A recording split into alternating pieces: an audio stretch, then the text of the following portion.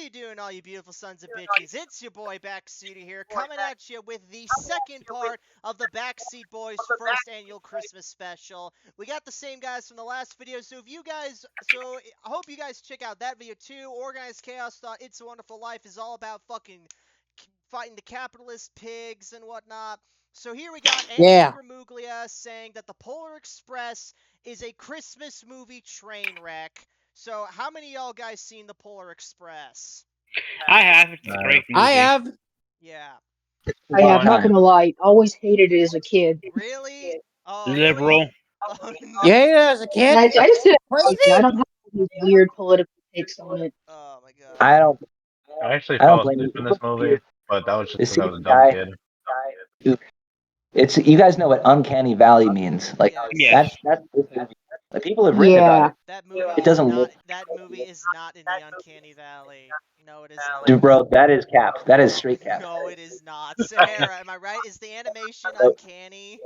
It can be at times, but not really. Okay, look. Alright, well, either way, so... Yeah, it's like PS2 graphics, sorry. Speaking of PS2 graphics. PS2. Herb, you hate Tom Hanks, and you wanted to tell us why before we begin. Why do you hate Tom Hanks, Herb?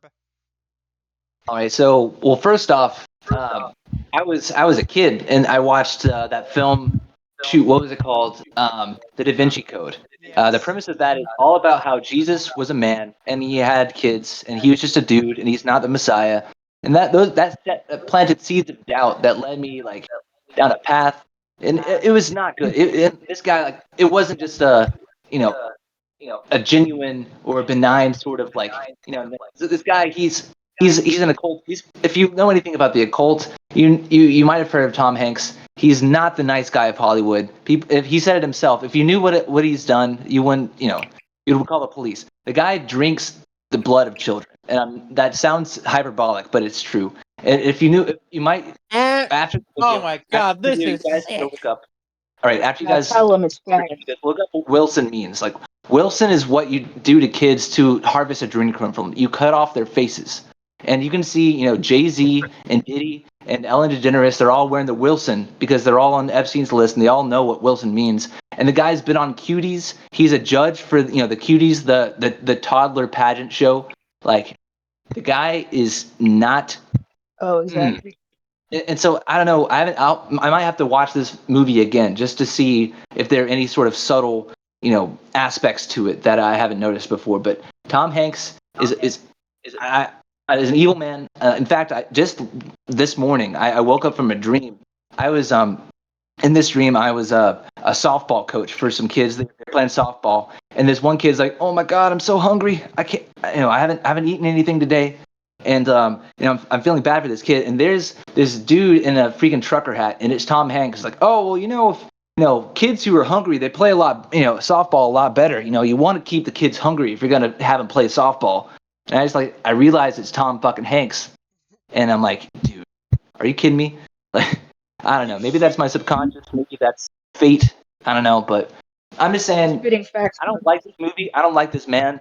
Our friend Falcon, he was talking about this movie, and I had to let him know because he didn't know about the Wilson. What Wilson means, like the harvesting of adrenochrome. Like you need to terrorize somebody, especially kids, like in order for the adrenochrome to be released into your brain. And so you have to like traumatize somebody, and that's when you cut off their faces, the kids' faces. And yeah, it's messed up, man. I'm sorry to derail this, but I just had to put that out there. I don't like Tom Hanks at all. I wish him eternity in hell. All right then, let's move on. Yeah, so You just ruined Toy Story for me. You're welcome. Oh, he'll be in hell. Yeah, sorry, not sorry. Yeah, man. That was the first movie I ever saw in theaters. Moving on. The title isn't a bit. I actually do hate the Polar Express movie. Then you're an idiot. I'm not saying it's the worst Christmas film. Yeah. There's a lot of worse ones, but it's easy. Hold on. What was his worst ones? Like, hang on. So he's got Saving Christmas, Christmas Kirk with Cameron, Franks, and Santa Claus. So. Oh, Okay, great. Okay, the former two I have seen. They're crap. This one I haven't seen, but now I kind of want to. So there's that. Ones, but it's Jose, why are easily they all- one of the. I remember seeing Christmas with the Isn't Cranks it in terrible? theaters. It was terrible.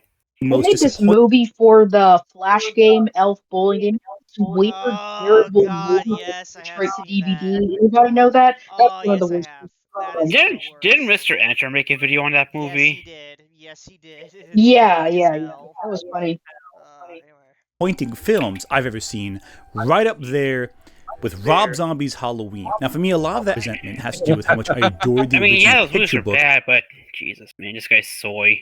by Chris Van Allsburg back in the day. It's a classic for a reason. It, along with the original Night Before Christmas poem, I think really defined a cosmology for St. Nicholas that I think really has resonated with kids who read it and grew up with it. It inspires the I mean, I kind of disagree with him saying it inspired the cosmology of Santa, because, I mean, this book pretty much came out when the Santa mythos was already refined into what we know it today. You know what I'm saying? So Yeah, I gotta disagree with him in saying like it helped shape the cosmology of it. I'm sorry, Ant, I gotta disagree with you there. imagination in a way that other stories just simply don't. The characters bear witness to something incredible, something amazing. Much like Dante Alighieri in the Inferno, they descend into a world unlike their own. Oh yeah, this is a world totally unlike our own. What do we got here? Fucking trains, overpass bridges, London. clock This is towers, London. skyscrapers. Yeah, We don't have shit like this in our world. Their own, Not witness anymore. something Not anymore. spectacular, and then return home, changed, but not having undergone much of a challenge to get from point A to point B. There's very little there that impedes the characters. As a story, it doesn't really fit in the traditional structure that you see in the Hollywood blockbuster, the 3 acts, the hero's journey, the save the cat formula. We'll get into all those later. I mean, think about it, with Night Before Christmas, I almost said Nightmare Before Christmas, would have been a bit of a mistake. Dumbass. With that story, what happens? A He's guy and his making a wife go to joke. bed, I know. kids are in bed, guy hears some noise going downstairs, Also, hi Cal. Yeah, I just got here.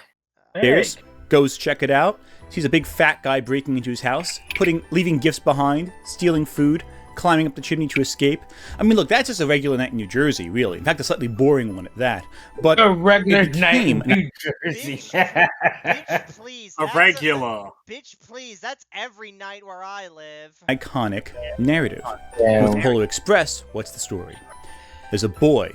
He firmly believes in the book in Santa Claus. He's listening to the bells to hear them, despite what other kids say. And as he strains his ears that night, that one Christmas Eve night, a gigantic train materializes outside of his home. And this train, the Polar Express, is a comfortable vehicle full of kids who are excited. They're talking amongst themselves. They're comforted with hot chocolate. They get to the North Pole. They meet Santa, and the boy returns home with the first gift of the season. A little bell from off of Santa's sleigh that only rings if you believe in the magic of Christmas. And the main character is by design static. I He's believe meant in the for magic of Christmas. you, the reader, to project yourself onto. It's a story about holding on to your childhood, about holding on to the wonder of magic and enigma in a way that says, hey, kids, you don't need to change. You're all right. You're Is Ant a total believer in, you're just fine the way you are? It's the rest of society that needs to accept how awesome you are? Is he peddling this shit? Yes. I feel like for this film, he's reading too much get back? into that when he's trying to make that point. What'd you say, Cal? Can you just go back a few seconds? I just need to hear that again. to your childhood, about holding on to the wonder of magic and enigma in a way that says, hey, kids, you don't need to change. You're all right. Wait a minute, how does not needing to change tie I with magic think and hold on. I think this is about like specifically like Christmas or like belief in the whimsy and the magical of this world. Instead of like you don't have to change, you're perfect as you are. I think this is more like belief in like existential, like more magical whimsy things, or make it more interesting sort of stuff. Instead of like you're perfect. You don't have to fix your rampant mental illnesses. Well, if he's saying, Cal, if he's saying what you're getting at, then why is he phrasing it all about like, oh no, you, the individual person, you don't need to change, or like why wouldn't he just? No, like it's a self insert. Like you don't have to change. Like it's like a sort of thing. Like you don't have to like change from believing in the whimsy, the magical and stuff. Like it's just that sort of stuff, you know. So he's just bad. So he's just badly worded it. Slightly. Okay, all right, whatever. You're good I got his way message. you are. And for a kid, that's exciting. Being told that to really experience magic, all you have to do is remain a child. To keep the wonder and awe in your eyes for as long as you can. That's not really what a Hollywood story does, though. Hollywood stories tend to focus on characters who undergo change in some way.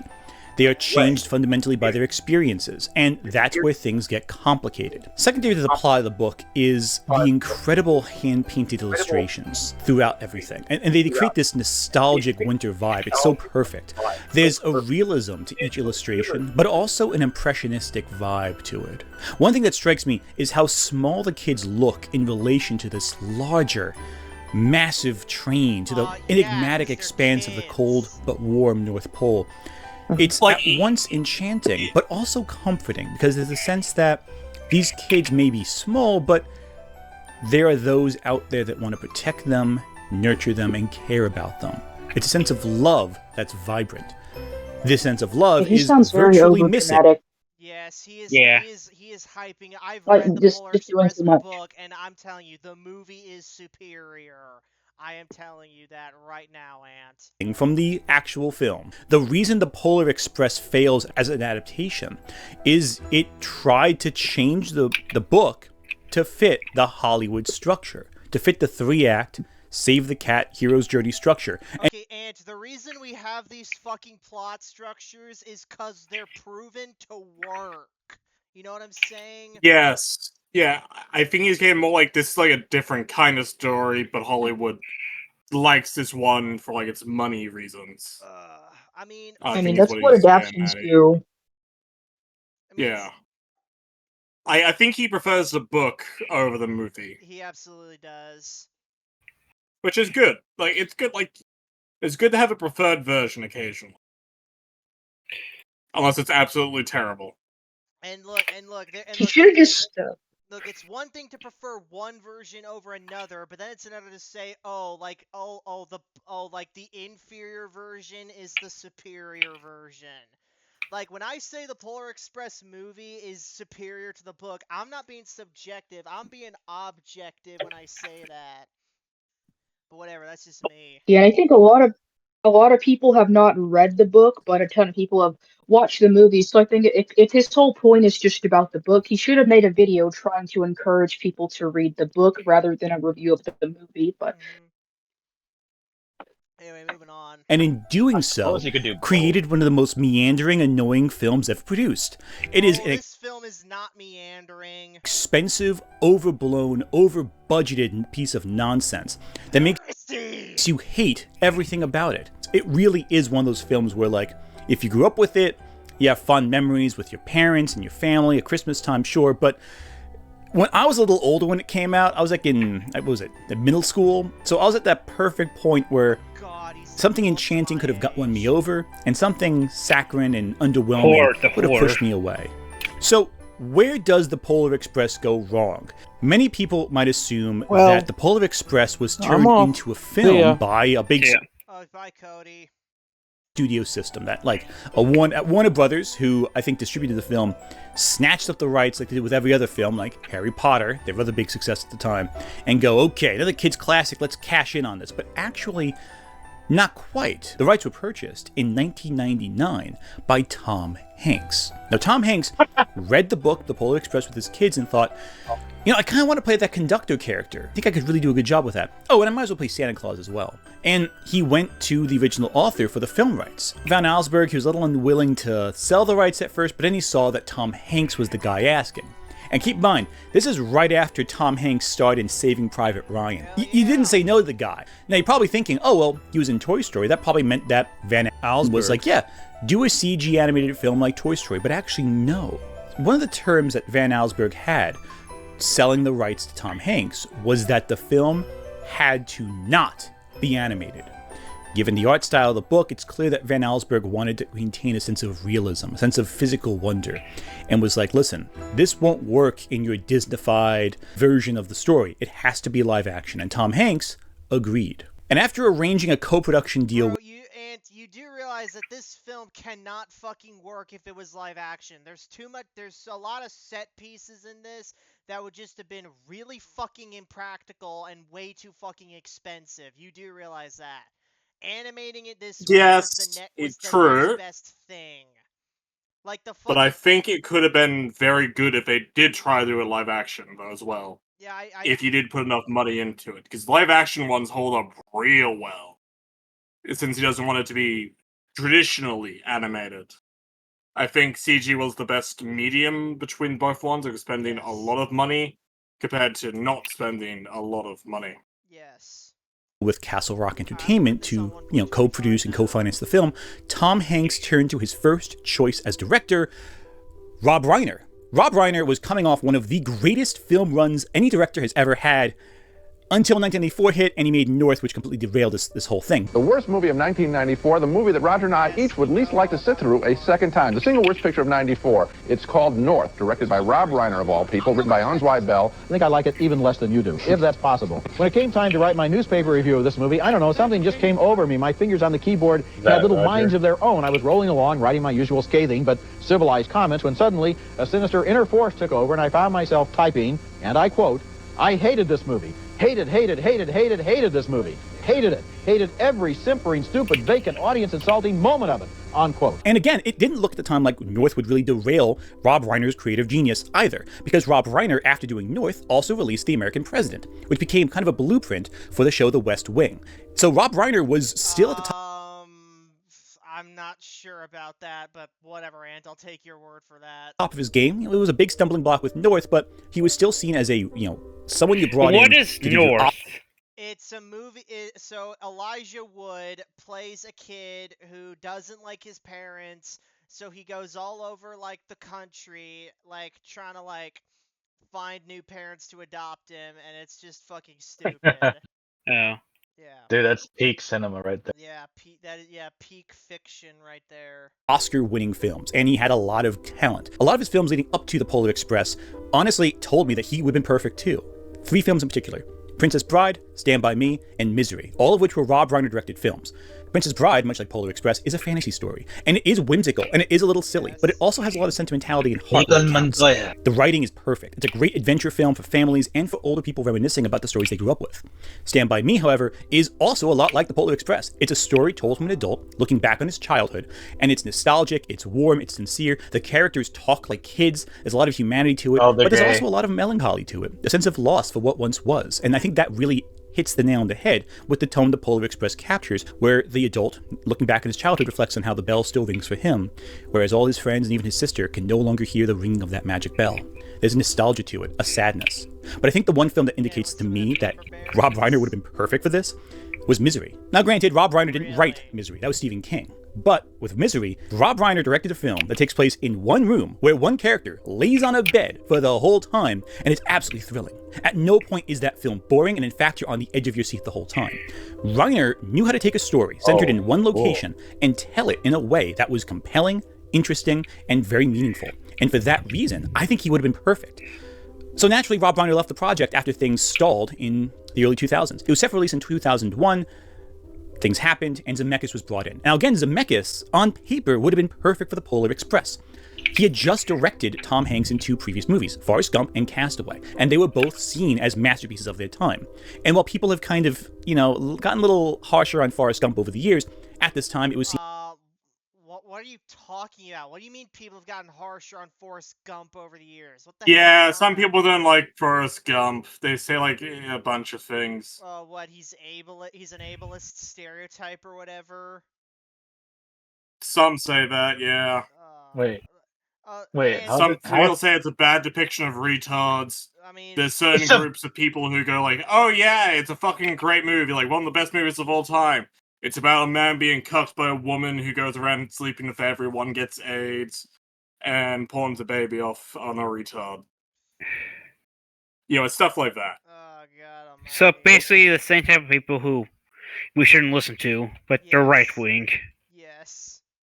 Seen as one of the The greats. left and Also, right wings. Zemeckis had directed Amazing. some great movies. Back to the Future, Who Framed Roger Rabbit, and all of this indicated he could do the magic of the Polar Express really well if he was given the opportunity to direct. And again, like Reiner, he had also made a movie where a person is isolated in one spot for a prolonged period of time. That being Castaway. Now, Rob Reiner had already drafted a script that was being reviewed by Zemeckis, and Zemeckis was like, we can make some changes. Let's make it a little more exciting. Let's punch this up a little bit. We're making a family film for kids. Let's try some cool ideas. And he's adding ideas.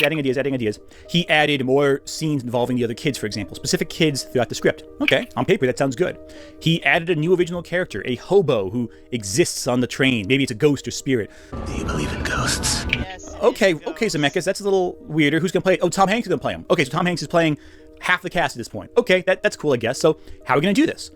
Oh, right, I forgot about that. Again. Yeah, he did play half the cast. The conductor, he was the freaking hobo, he was Santa, and he was Chris. So like, it just goes to show you like Tom Hanks's range.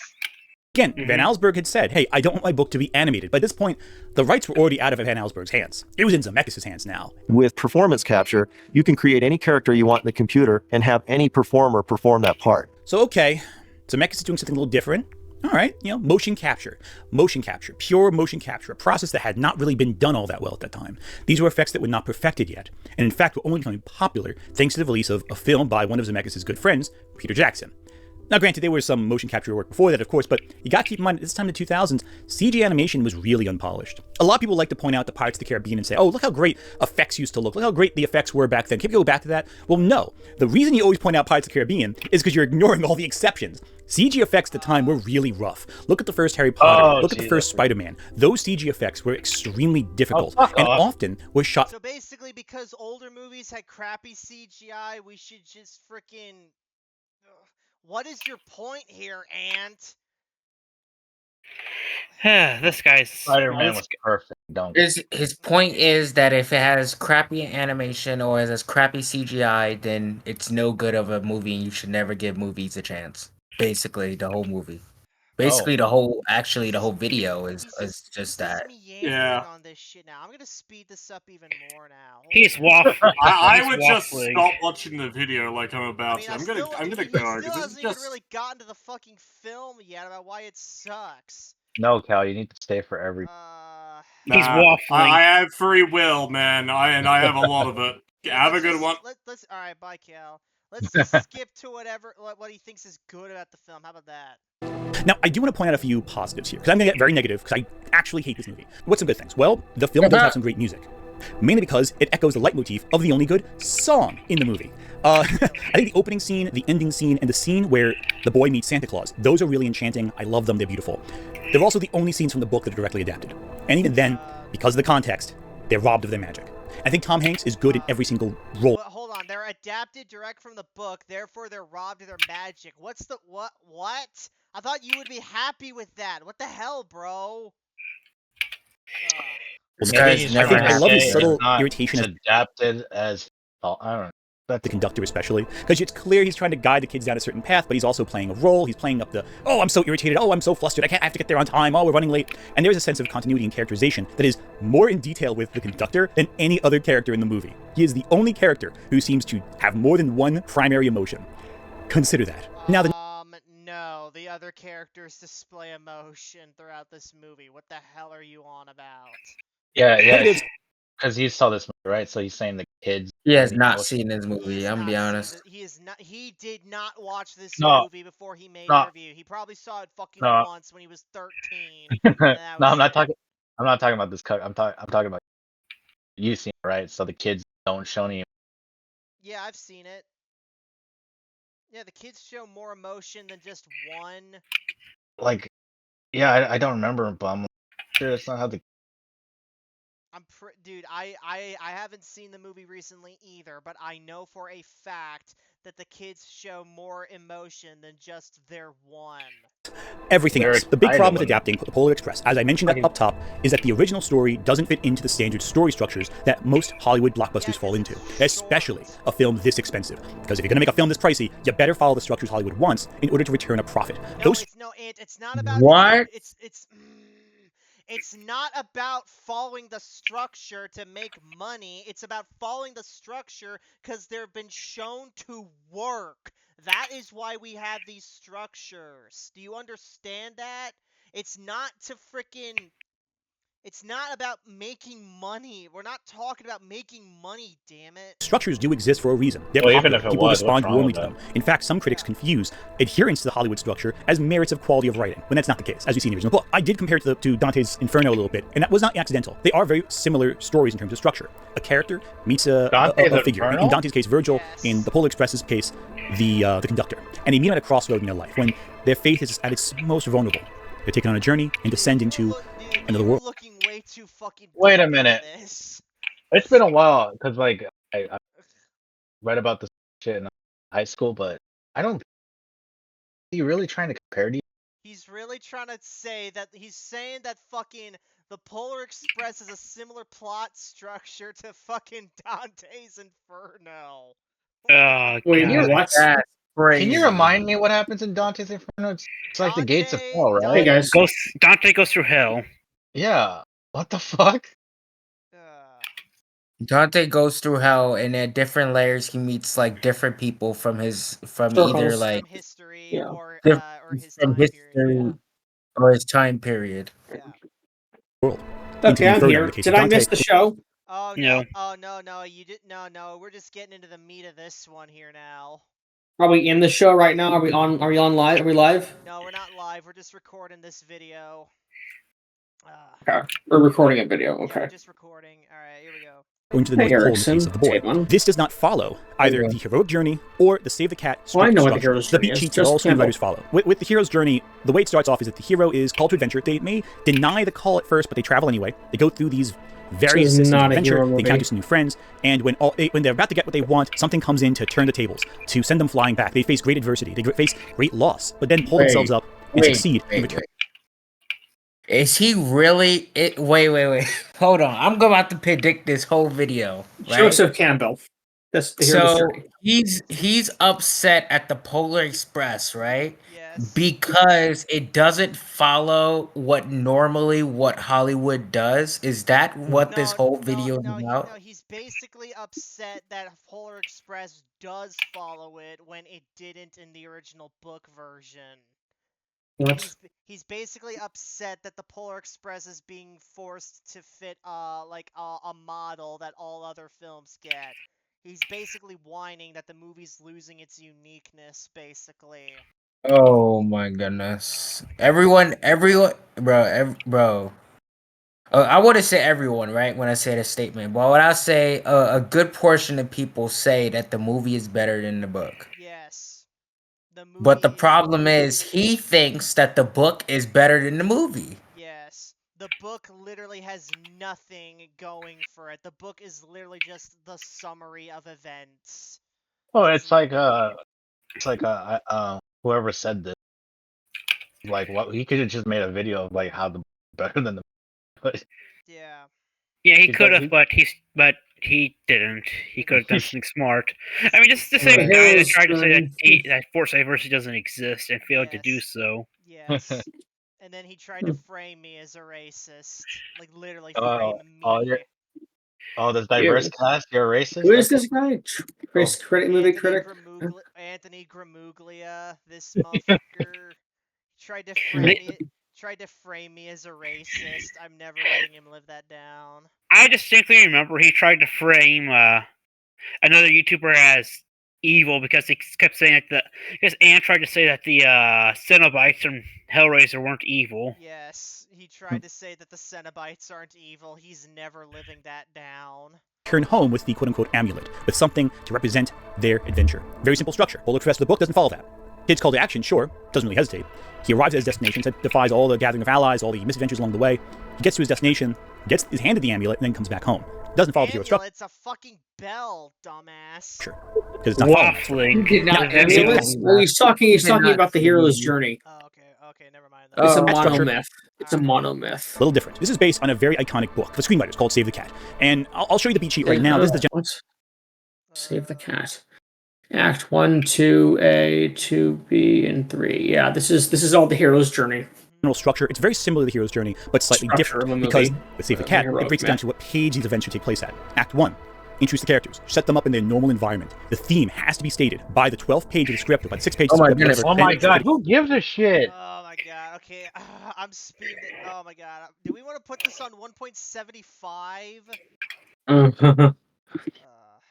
Whatever. Catalyst, something that causes. We're making a video right now. You said right. Here, this is the entrance into the adventure. Much like the call to action in the hero's journey, this is what sends the protagonist into the fun and games of Act 2. Act 2, something has to happen to distinguish that we are now in Act 2. Maybe the set changes. Maybe a murder happens in a murder mystery. Maybe they encounter someone who changes their lives. Maybe their home village is destroyed. Something that directly cuts off Act 1. There's no return. Now we're moving forward. And they encounter the B-plot, the side story that kind of runs through the whole story that complements the main conflict. There's the fun and Save the Cat. That's where the title comes in. Saving the Cat is when the protagonist does something kind or generous for someone else that is unnecessary. It's meant to make the audience go, oh hey, I like this person. I want to see them succeed. It's meant to put you on their side. Now, it's very clear that Zemeckis was thinking about Save the Cat when writing the Polar Express movie script, because he follows the structure to a T. Unfortunately, he's stretching a very small story across a very large canvas. And unlike something like, say, How the Grinch Stole Christmas, there isn't even the implication of the structure in the original framework of the story. So he's stretching what's ultimately in Act 1 and in Act 3, with a little bit of the midpoint put in. Bro. He's one of those. He's one of those grammar Nazis in school. He's like one of those kids that like literally would tell you, "Oh no, you messed up here, you messed up here," but he's doing it for like theater and all that, and it's like very cringe. Yes, man, like, a theater kid. Ant is literally the nerdy kid from this movie. It's like, hey, did you know all about the hero's journey? Hey, did you know all about Save the Cat by Blake Snyder? Actually. Ant is literally the fucking know-it-all. Is literally fucking like Lenny from this movie. Oh my god. This is true. Lenny. Yeah, Lenny. That's the nerdy kid's name. The kids all. Lenny. Yeah, Lenny. Yeah, all the fucking kids in this movie have names. They just never get said in the film. Yes, that is correct. Anyway. Across a massive structure that requires a certain pacing, a certain set of events to occur, and it's clear that he is stretching his concept thin without really reevaluating how to change the text of the story to really reflect the structure in a meaningful way. So, I'm gonna say this one thing, and then you can let the video play. I'm sorry. Instead of working on YouTube making videos, he should work for fucking Hollywood. Since he knows so much about these things and how they should be critiqued, he should work for Hollywood. Why is he on YouTube? If Ant works for Hollywood, then Hollywood will just get worse. Yes. No, he can't. The problem is no one can critique these things like Ant. So if he's gone, who's going to critique these things, man? Us, because we can do it better than him. Anyways. So Zemeckis spins his wheels between the plot points of the book, which are simply, kid leaves on the Polar Express, kid gets to the North Pole, kid meets Santa, kid gets his gift, belief. That's it. And you can tell that because Act 1, not a whole lot of adjustment. It's just a little longer than what happens in the book. They say the theme, the characters discuss in very overt ways, oh, you know, it's his last Christmas, really, before he stops believing in Santa. He looks at books to say, oh, hey, the North Pole is a vacant, dead landscape, there's nothing there. You get the sense of, oh, the kid is in a conflict of faith. Belief is the core theme. We establish the boy in his natural landscape, his room, with his family, his home. Then, midpoint, get to the North Pole. Leave the Polar Express, take the train, get to the North Pole. That's the midpoint. Act 3, he meets Santa, gets the bell, it rings, kind of codifying the idea of belief and the power of belief. Then he returns home with his amulet. What do we do with the rest of the script? Evidently, not a whole lot. And look, the new Panasonic Queso Smasher, part of our Smasher lineup. Live free, eat Sonic. Gotta go fast. Look, at the beginning of Act 1, rewatching it, I kind of reconsidering my notion, because the film, while not great and not really subtle, does seem to flow nicely. Up until, the shots of the Polar Express outside the boy's home, they're great shots. There's this fog and shadows out there, and it adds a sense of enigma, but also wonder and excitement and a mystical kind of dreamlike quality to it. I think one reason why the Polar Express as a work has survived so well is the visual of the Polar Express outside the boy's home, combining the fantastical with the familiar, taking something that really should not be there, and just, it's naturally there. It's as though it's always been there. And that kind of naturalistic fantasy element really resonates. It's surreal, but also hauntingly beautiful. But then something happens. The boy gets on the train, and from there the film descends into the most irritating, obnoxious nonsense of visual noise I've ever had the misfortune of watching, even as a child. How? Now look, let me just even as a demand character. I know. Know it all. I'm right. I'm right. He went straight to him. Hang on. Nah. Whoa! Oh my goodness, it's him, bro. Dark. Do you remember this kid? This is him all grown up. Yeah. Oh my god! Wait, go back like 4 seconds to the other frame. It's literally the same guy. It's the guy he's talking about. 4 seconds. Hang on, let me go back. No. Go back like 2 seconds. Okay. He's gonna show the character, and it looks just like him. He's describing himself. I hate every single I one of have these no idea children. what I to know say, man. This is just cringe. Look, he's describing himself. See? I'm describing himself. I'm actually That's looking at Oh my hey god. backs here. Hey guys, it's considered the hero's journey. You just wasn't listening in time. I'm just gonna head out backs here because I have no idea what else to add. wonder Have he a great day, man. Alright, bye, Sahara. Thanks for stopping by. Yep. See you later, Sahara. Oh my god. Okay. Alright. Are we live streaming this on No, we're YouTube not or live. anything? No, we're just recording Okay. it. Oh my god. Just making sure. Did you catch? He said this was irritating even as a kid. I'm like, One note. really? He was irritating to listen to. I never. Yeah. Yeah, he was. No, he's not. He's Yeah. voiced by Eddie Deason. Eddie Deason ain't irritating. That's the reason.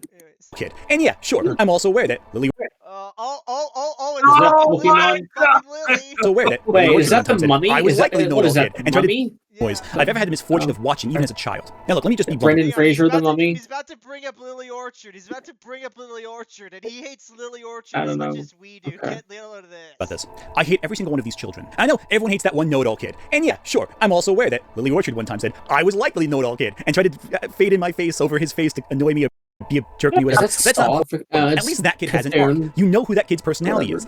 The other characters are so flat and so basic and have nothing to them. Bro, didn't you just say earlier that the characters were intentionally like minimalist in the book so you could connect with them? Why is that a problem now?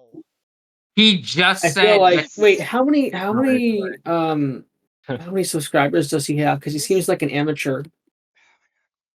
He's not explaining his A point lot. well enough. Way too fucking many.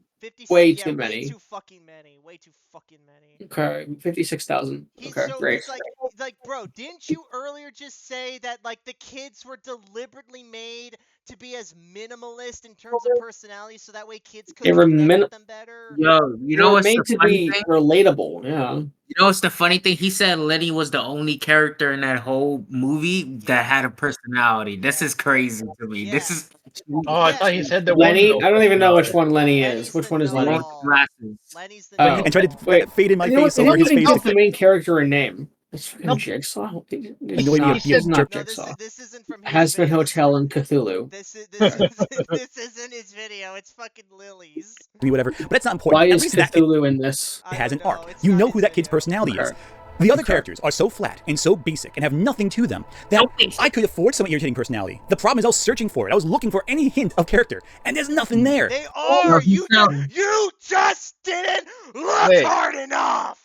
He sounds so offended. Like this is not even his movie and his product, and he sounds so offended. Oh my god. I don't understand. A what's children's going movie on. about Christmas. Okay.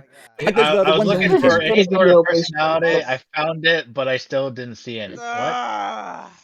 Whose Christmas has been a disappointment to him. Okay, how has it been a disappointment to you? There's the one girl who's supposed to be the leader. What does she lead? She doesn't do anything. She's like basically makes two decisions throughout the whole movie. She gives hot chocolate to the lonely kid, and she follows the sound of a bell. So every other option, she's led along. She's strung along from point A to point B by some external force. That's literally She's not how really given character choices. events in a movie and a story work, though. Every character has their own defining qualities and do different things. What the fuck? Oh my god, bro. He has never read. Go ahead. I'm He sorry, has go not ahead. seen. He's never read any of those books on his shelf. No, he has not fucking watched the movie because Holly does not get fucking led along. All right, dumbass. She's given He a railroad has to not. follow. He has I not wonder if watched he's read the any of movie. those books. He has behind him. not watched the movie. He has not read any of his books, and he's not read any of the books that he referenced in his whole 20 minutes. He has not done his homework on anything. You can tell. No. Go ahead. Oh, that face he's making right now. And that is whole really bookshelf great. behind him is for show. That face he's making right now is real great. I'm gonna snip that shit for the thumbnail. Oh, okay, right. Let's not be jackasses, but let's play the video. Alright. I mean, let's be jackasses though. I And just you have noticed to he follow has a that Pikachu railroad in the path. background. But again, I'm getting ahead of myself. Okay. Act 2 starts with the break into Act 2, And Venom? where they get into the train, they're introduced to the kids, and they get hot chocolate, right? Okay. But right away, the boy has no The conversations with amazing any of the magical kids. offer. They speak to him or talk around him, but they don't really talk with him. He's not really given a chance to open up or be honest about his feelings until he meets the host. This He's whole confused. shit's real new to him. He doesn't know how to react to Yeah, it. it's confused. It's confusing. If you were in Chris's shoes, how the hell would you react? Because I'm willing to bet you'd be just as speechless as Chris right now. Bow on the roof, remember- which again, I thought he was called the Lonely Kid in the credits. Remember, No, Billy's the lonely kid. we'll get to it's that. like He's just kind I of don't even know which one that is. Billy's... Well, it's like What? Well, it's like imagine you're a kid and you're walking into your first day of class. Like, what? Has he never experienced that before? Yeah, but must have. but here's the thing. He's Lenny, so he knows everything, and he knows what he's going to say in every situation because he's a smart ass. Yes. Yes.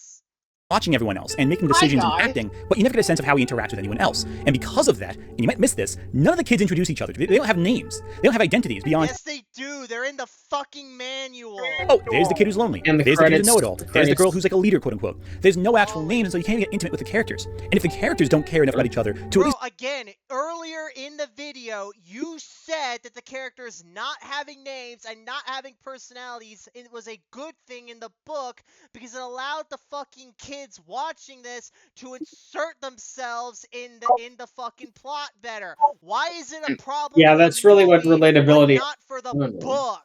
What if you're gonna say shit like this, you have to make the fucking distinction. They say, hey, my name is blah. Why should you as the audience care who they are? How can you walk away and say, oh, I love that scene where so-and-so did this? You don't know who so-and-so's name is. It's like you barely know it. You're kept Their names weren't in the book either. arm's length from these kids because you're not allowed to get to know them. Now, the B story is honestly a little more compelling than the main story. That's where the lonely kid comes on board. He's clearly from a nice little house. He seems very sad. He's very small. He's smaller than everyone else. And you Oh, never the get a sense lonely as to kid is the why he's one so that they almost didn't get on the train after the main character. Yeah, I just realized. Yeah, dude, I watched this like a few weeks ago, by the way. that. You get implications. You can assume, oh, small house, maybe he's poor. Oh, maybe he's had loss in his life around Christmas time to make him resent the holiday. You don't know. I mean, it could be like a Gremlin situation where his dad was climbing down the chimney and got stuck and broke his neck or something, like Gremlins. But at least with Gremlins, that's memorable. What the fuck? What a crazy analogy. What an analogy. Broke his Mm-hmm. neck. What? I don't know. God It's a children's story. God damn it, Ant. Children's- Makes sense. We're not Why is giving it him children's story? He's just sad, Someone's neck and is he decides to breaking. isolate himself from all the other kids. But we, the audience, are also isolated from his thought process. He's just an object to us. He is the lonely kid. Why do we They have to... Oh my Ant. Oh my God. Okay. He's talking about the kid's thought process, right? I hope so. Ant. I don't know.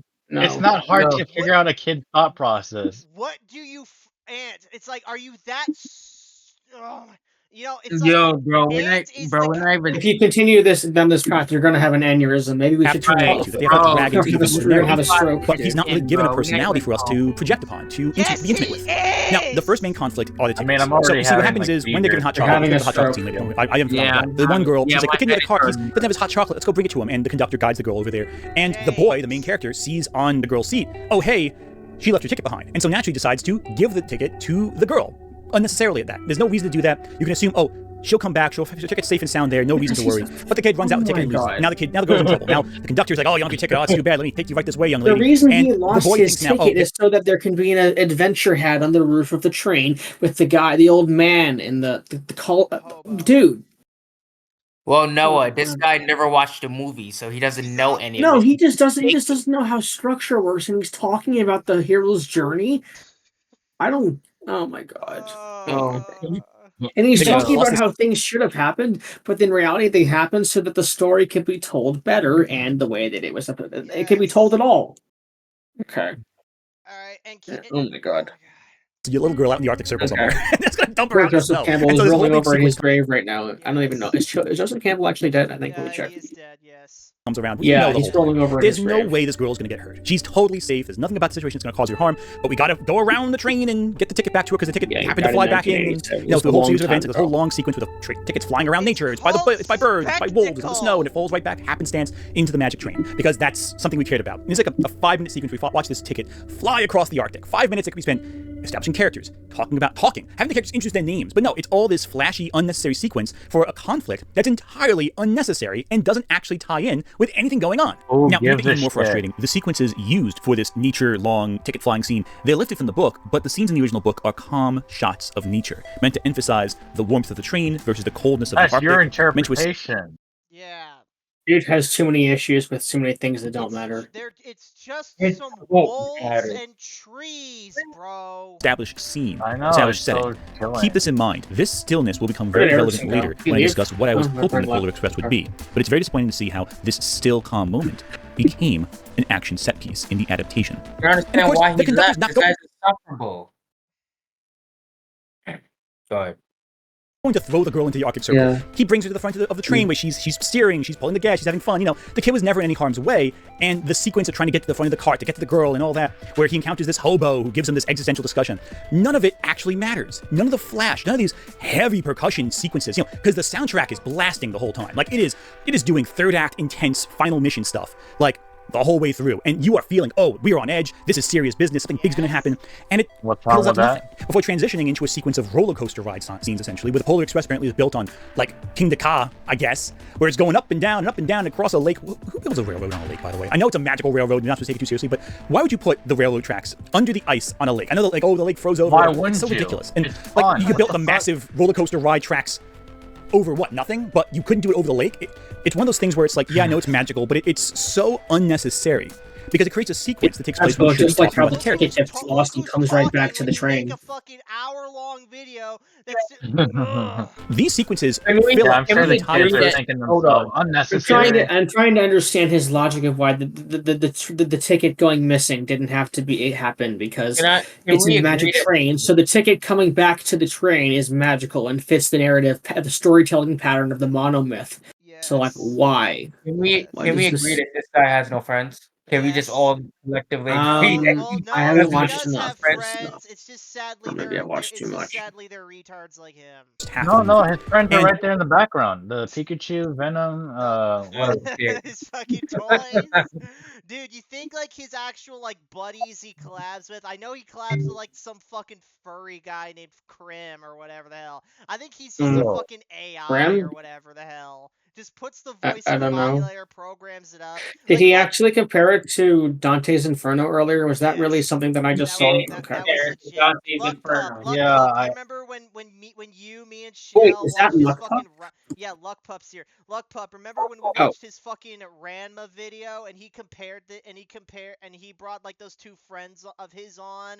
I think this is just like one. I think those two guys are just AI, and his only friends are just his fucking toys. Wait, hang on. Is Eric Luck Pup or is Luck Pup on the stream? Luck Pup is on the video stream right now.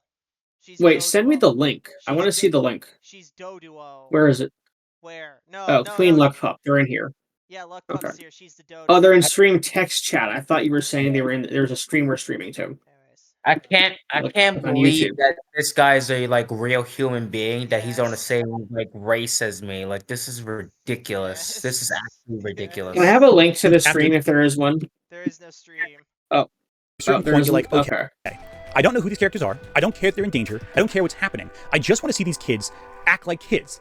And these kids are like climbing up on top of roofs. They're scaling the train. They're behind the wheel. It's like, why? Why couldn't the kids just be talking amongst each other? Why couldn't the kids be enjoying their hot chocolate, talking about Christmas, reminiscing on flashbacks to what happened before getting on the train? Why couldn't we have a human moment? Why couldn't we have people just exist? Why do we have to have kids pulling themselves onto slippery, dangerous train surfaces? And the fact that this kid doesn't slip and slide off the roof when he's on top of it, with all the snow piled on it, with all the momentum and against them, it strains credibility. Everything strains so much credibility that you can only take so much, and you can only take it when you really are invested in the characters. And the film makes no attempt to invest you in the characters. I don't know, bro. Now, I know before I mentioned that the book doesn't follow that same structure. It just has the kids existing. The kids just can't accept that it's based on the train. Trying to mimic the novel. A magic train comes out of nowhere. That doesn't break my immersion. It's when he's on top of the magic train and he doesn't slip and fall and break his neck. That's when the fucking Immersion breaks. Oh, okay. You guys didn't see it, but I totally fucking rage quit just now. Okay. Whatever. Yeah, I saw. They're going from point A to point B, they only have characters. You meant to project onto them. That works for a short book. But when you take that book and fit it into the Save the Cat structure, into the hero's journey, we need someone to gravitate towards. We need personality. And if at every point in the movie there's an action sequence, that means there's no downtime with the characters. We can't just chill a little bit. It feels manufactured. I can see why Zemeckis wanted to put so much money into putting these sequences in, because it's flashy. It's like he wants to show off the capabilities of his animation process, he wants too as much. opposed to telling a compelling narrative. But okay, so we reached the midpoint of the film. Now, keep in mind, this is halfway through the film, and none of the characters have had a conversation of any meaningful How much value. is required they have their of this first one at the midpoint. Yeah, what the Ant, what do you fucking requires want? too much. You just want a fucking 30-minute film or whatever the hell? I'm just curious what he means by human moments. Like, what are the emotional elements he's looking for? What's the dramatic moment he needs this movie to be a masterpiece? Bring it upstairs. Okay. Each North Pole, they're all getting out. I'm going, sorry, okay, I came Santa's back. about to give the first gift of the season. Everyone line up. We're going to go to the North Pole. We're going to meet the elves and all that. Through the most empty, vacant-looking North Pole I've ever seen. It looks desolate at times. I know it's like, the elves are all going somewhere here, but even the elves, all they look like are like copy-pasted assets in like a video game, essentially. And the kids, the boy and the girl, go with the lonely kid who's still on the train. He hasn't left the train yet. And they're like, oh, hey, come on outside the train and join us, because we're about to go to the North Pole and see Santa. It's going to be great. And the kid's like, well, Christmas hasn't ever worked out for me. The lonely kid says that. And they're like, okay, don't worry about that. Christmas, Santa, let's go. And at this point, you're going, okay, well, why doesn't Christmas work out for you? Did your dog die on Christmas? Did your parents get a divorce? Oh my God, dude! Meant to be ambiguous, you retard! It's a kid. Like, oh my God, do you really need a character breakdown of a fucking kid? He needs an explanation for every single thing that happens in the story, or else he won't be satisfied. Yeah, thank you. Yeah, exactly. Oh my God. It's like some things are better left in mystery. I mean, honestly, especially in storytelling, that's how you get sequels. Bro, you were going on about how like we need to keep fucking mystery and enigma and shit. Yet here you are saying we need this explanation. Why? Yeah, how does the train work? Because he doesn't know what he wants. He doesn't know what he wants. You know, and he Santa wants Claus, a lot. He just knows what he doesn't wanted in your want. cookie tin and you're like upset about it still. We don't know. We never find out, because when the kid's getting on the cart to find the lonely kid and bring him out to see Santa, they step on like a lever and it disconnects their cart from the rest of the train, and they're going sliding down. This is where the bad guys close in. This is the darkest part of the movie. They are lost on a train that's going out of control. Exactly what's happened in every other conflict so far in this film. So even the dark part of the soul sequence, where that's at the lowest point, it's no lower than any other sequence so far, because they blew their load, so to speak, so early on with these elaborate sequences. I need to make dinner after we're done making this video, okay? And I'll be back after that. After we're done with making this video, I'm gonna make some dinner, and I'll come back. Alright, we'll continue. Just so you know, so you can stay on the channel, and I'll probably be there later. Doesn't feel distinct from what's happened previously. And so as a structure, we're going, okay, what does this have to do with anything? And by the way, at no point in this film does the theme of belief come up, except when the boy is talking to the hobo, so far. Now in Act 3, they try to weave it back in. The girl hears the sound of Santa's sleigh bells, and because she believes in Santa, she can lead the group out. Now, the main character, the boy, the protagonist, he's the only one who can't hear the bells. How he can't hear the bells after going to the North Pole, seeing all these elves, seeing this structure out there that defies the beliefs he previously had, is anybody's guess. They get out there, they get to the big pile of gifts, they're led by a bell, they take a few different roller coaster ride sequences to get there, and they end up in Santa's deck, along with the annoying kid who apparently followed them the entire time, and we just didn't see it until now, apparently. But sure, okay, get to Santa, bells from the sleigh fall off, kid picks it up, rings in his ear, doesn't hear it at first, but then starts to hear it when he tells himself to believe, meet Santa. This sequence is kind of good. It's a great scene, honestly. There's a sense of, like I said before, the mystery of Christmas, the magic of Christmas, and there is some beautiful music that plays alongside it. And Tom Hanks as Santa is really good. Any of those books behind him? Unlike the opening scene, with no context here, just a scene in isolation. We have spent 50 minutes on the Lord of the Rings Rings behind him with no passion behind them, to realize we know nothing about these characters. Now in the book, this scene works because it's just a scene in isolation. But this we spent with so many loud sequences that we're exhausted, we're worn out. And we're worn out because we don't know who these characters are. We felt nothing for them. So this sequence doesn't matter. The theme of belief was not properly woven into Act 2 all that much. And so the idea of belief in Act 3, which is central to the book, because it's a through line throughout everything, isn't properly anchored to anything. It just is brought up, and it doesn't resonate with us, the audience, because what are we supposed to take from the rest of the film? That don't build your train on a roller coaster track, you know? Don't jump to conclusions, don't help people by trying to get them the ticket and then lose it for them. Don't be sloppy, don't rip a hole in your pocket where you're gonna drop that bell you get out of. You know, it's like one of those things where it's like, this doesn't really mean anything to us. And to make matters worse, the kids don't really go on arcs. The boy, the protagonist, kind of goes on an arc. He doesn't believe, then he believes. Okay, that's his arc. I mean, Lita oh, girl, what that's does she what do? it is, She's the but same okay. character when she enters the film. You know, when I read the Polar Express, kid, he's lonely at the start, he's less lonely at the end. version Not of it really, for first and second nothing in the plot graders, seems to indicate why the he's shortened changed. version. It just is he's less The only lonely. reason Then the there's the middle, train which shows actually has the up best is because arc he's of a all. believer. He's irritating, and then Santa publicly humiliates It him and he shows tries to up be for better. Now, in my believers, opinion, apparently. public humiliation being a positive I think motivator I of change, found that's the most call unrealistic part correctly. of this movie, personally. But I digress. Maybe it's a little optimism, a little Christmas magic going in there. But again, the problem is, nothing, you don't feel like we've gone on a real journey. We feel like we've gone on a roller coaster. And what sucks is that there's a lot of visual world building here. A lot of the sets indicate and imply a lot, but we're not really given reason to have them resonate with us. There's a great scene on the train where they're traveling back from another roller coaster scene. They travel into a cart filled with recycled toys from Christmas's past. They rejected toys from kids. And there's a sense of eeriness to this, all these toys being set up. Yes! Now, one thing they could have done that would have been interesting is have maybe the boy see a toy he rejected from previous Christmas. Maybe he sees the memories of kids who stop believing as well, and that kind of haunts him. That kind of shows him the impact of non-belief on other people. Maybe parents who give their kid a gift hoping that the kid will like it, only for that kid to reject it. And you see the disappointment in the parents, you see maybe the deadening of the soul of the kid. Something interesting like that could have been done. Instead, Zemeckis has the hobo present a Scrooge doll, like a puppet, to scare the kid and tell him that he's like a Scrooge, which makes no sense because all we've seen so far is this kid be generous with others. It's like, what is this scene? And then you find out later, Zemeckis included it in this whole scene in the movie, not because of some theme or idea, but because he really wanted a scene involving puppets. Yeah, that's why it's in the movie. Zemeckis wanted puppets in there somewhere.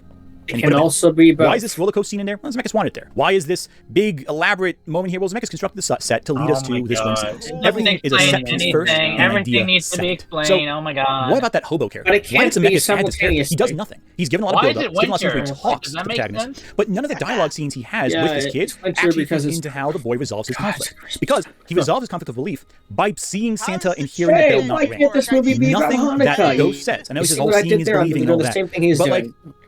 he didn't really help with anything. He just restated like his own internal doubts, which were already shown to us by the opening sequence, and it could have better been communicated to us if any of the children had a real conversation with each other. And then there's the musical angle. I forgot to mention, this is a musical, and all the songs suck. Except for the end song, which is on the radio every single day in Christmas. If you want to hear that song, just flip on the radio. You'll probably hear it eventually. Let's take a look at the Hot Chocolate song. It's insipid. Why would you have this scene in here? It's all these floaty, stiff marionettes of CG bouncing around the room, tossing chocolate around in a song. It's not even that good. It's not a good song at all. A good song in a musical usually furthers the ideas or themes of the narrative. This is clearly trying to be the Be Our Guest scene for Polar Express, except A, the song's not that good. B, Be Our Guest has actual themes resonant in the song, and C, it actually makes you uncomfortable more than comforting. This hot chocolate scene in the book is meant to reflect the Polar Express and it looks awesome. This guy's a critic of everything. What does this dancing sequence of chocolate flying through the air actually communicate? Why couldn't the people just be normal? Just walk out with a trolley, pour them some hot chocolate, then leave. This could be a great scene where the kids bond, and I don't want to give this series why compliments. can't people be normal? Why can't Harry it be Potter on the boring? Hogwarts Like, why Express is it has trying a to scene be in fun? every book where the trolley talking comes about around chocolate with frogs gummies now. and sweets and all sorts of things, and the kids immediately feel happy and at home. Anything off the trolley, dears? It's a comforting scene meant to comfort the audience and the characters. This scene should have been more like Harry Potter, and the fact I'm saying that actually hurts me to say slightly. And then there's the dumb song that the lonely kid and the girl sing about Christmas. Now this could have been a great scene for a song where maybe the lonely kid communicates why he hates Christmas. Again, much like the scene in Toy Story 2 where Jessie sings about her old owner, her kid. That could have been a really good sequence if maybe the song was used to communicate ideas and communicate character points. But instead, it's just sort of there, and it's just sort of hollow. And it doesn't accomplish anything other than having the kids sing about Christmas, which is, we know about Christmas. The whole movie's about Christmas. What does this actually serve that's distinct from the rest of the film? And it's all these insipid kids singing the Polar Express song or whatever, and it's just boring and useless, and I hate it. Why does every musical musical I'm watching this film. Why does every musical need to have a meaning? The I don't film understand. lacks character It doesn't. arc. At no point in the story do the characters behave or act like people. They don't have stories or points where they change. How could I roughly resonate 90% of the runtime. No, maybe with this 80%. character? You're shown just roller coaster scenes. And the last 20%, it's from the book. It's all filler between great scenes from the book, and unfortunately, because of all this filler of noise and visual chaos, you're left actually too tired to care about those scenes. Because it's adrenaline after adrenaline after adrenaline. You haven't a chance to sit down with the characters and stop. It's just noise. It's just so loud and relentless and dumb, and it doesn't add anything to anything. You're just watching stuff that doesn't actually mean a single thing to you, the audience. And I cannot stand it, because it indicates that Zemeckis thought that all he had to do was jingle keys in front of kids' faces for 90 minutes to tell a compelling story, when the Polar Express, as a narrative, is a soft, gentle narrative that reflects on kids' humanity and belief more than anything else. So, let me ask you this. What do I think the Polar Express as a film should have been? Well, first off, I think it should have been a film. Make it a 30-minute special for Christmas time. That used to be the trend, you know? There used to be holiday specials we used to make back in the 60s, 70s, 80s, 90s, even 2000s. The Rankin Bass one's the most popular. Films that were very short, very direct, little animated pieces that told a story and then ended. They didn't have a whole lot of narrative to tell, but they told the narrative without wasting any of the audience's time. And while they were song sequences, they furthered the narrative or created a sense of wonder. There's one in particular that stands out. The whole world seemed to be held in a dreamlike stillness. It was a magical day, and it was on that day I made the snowman. Based on Raymond Briggs' beautiful storybook for kids, The Snowman tells the story of a kid who one winter day builds a snowman who that night comes to life. And the two walk around the house, they experience some fun hijinks, with hints of the snowman's fragile nature when confronted with fire or given a freezer he can chill out like it's a hot box in. Before long, they go, well, walking in the air, over to a snowman roundhouse party, hosted by Santa Claus himself, and the boy returns home in the morning, filled with joy, wakes up early to see and have another day of adventure with the snowman, only to come out to find the snowman has melted, leaving the boy a single souvenir, a scarf given to him by Santa, as proof it wasn't all just a dream, a sign to believe in something magical. What is amazing about the snowman is that the animated short retains the book's visual aesthetic, the sketchy looking artwork, the Scrabble. I know, right? It's crazy. I'm actually ignoring him now. I'm not doing something communicates else. to the audience the sense of comfort, sense of warmth. And while there's not a lot going on, the characters don't really undergo arcs, for example. There's magic in the world, they see it at the start, it's there at the end. And there's no dialogue in this film, unless you count the opening sequence, which may or may not have either Raymond Briggs or David Bowie or Santa Claus, apparently, communicate the ideas of the snowman. Moment I met a really big snowman. Oh, he means that film. Polar Express should have been defined more by tone, not by plot. Much like how the snowman is defined by tone, not by plot. It makes you feel something like an art piece, rather than guide you along roller coasters. There is stillness, there is humanity, and without using a single line of dialogue, the snowman better develops the snowman and the boy than the Polar Express did with 90 minutes and all of its high-budgeted nonsense. Okay, but again, logically, there's more money to be made in a full-length feature film. But at this point in time, the holiday special was kind of fading in popularity. And we weren't making a lot of new ones. We're mainly playing the old classics How do people make so much money from shitting on movies? All right, what do? You make a full-length film. Well, how do you make it fit the 3-act structure without having all these elaborate sequences? Well, it just so happens that there was an animated film that came out in 2001 that could have been a perfect blueprint for what to do. A film where a character goes on another journey. They are divided from the real and the unreal. Same act structure, same point in the script. And from that point, embark on a journey that forces them to confront characters, help others heal their pain, and experience visuals that we have never seen before or since captured.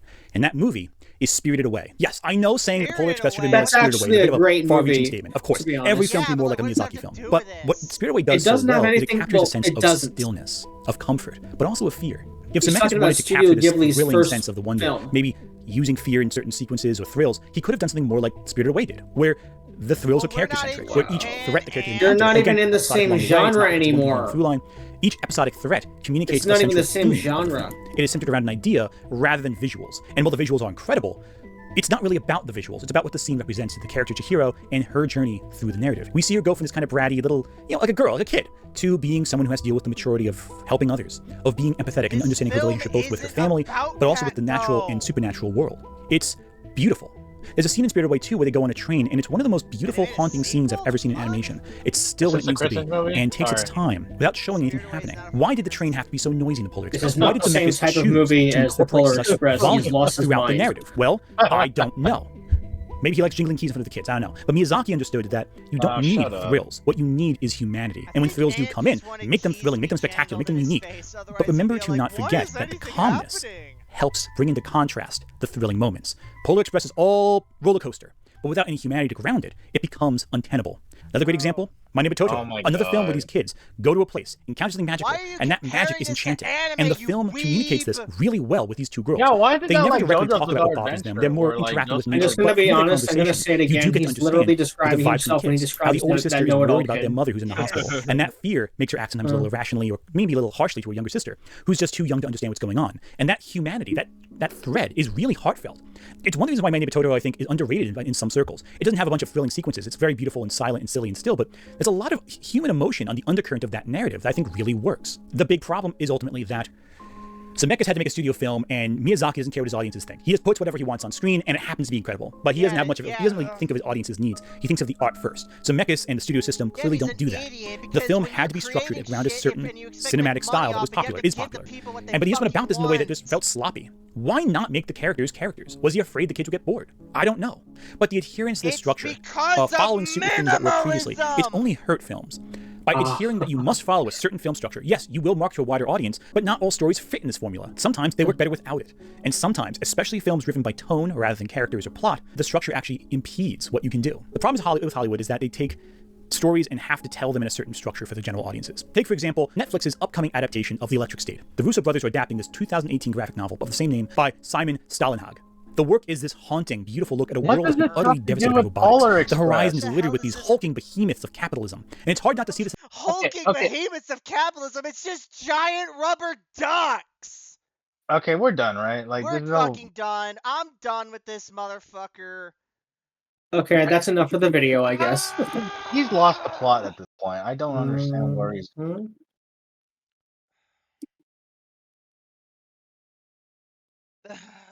He's a fucking. So what did you guys learn? What did we all learn from this video, people? We didn't learn anything. We learned that he doesn't know how to tell a story. No, the guy that is critiquing the movie doesn't know how a story works. Eric, are we done recording? Did you finish recording? Eric, you done? Yeah. What? Eric, thoughts? Right. I guess there's not enough humanity in Polar Express. Whatever. Tynan, what do you think? I'm so done. Yeah, this fucking Tynan's still here. Oh, Tavon, thoughts? Yeah, not really any. Tavon's fucking dead. I hope the people he died. He died because it was too stupid. Tavon died from cringe. He died of stupidity. Well, if you guys It's not his fault though. It's If you guys enjoy this video, please give it a thumbs up, comment below what you thought of the video, subscribe for more videos like this, and I will see you guys next time in the backseat. Take care.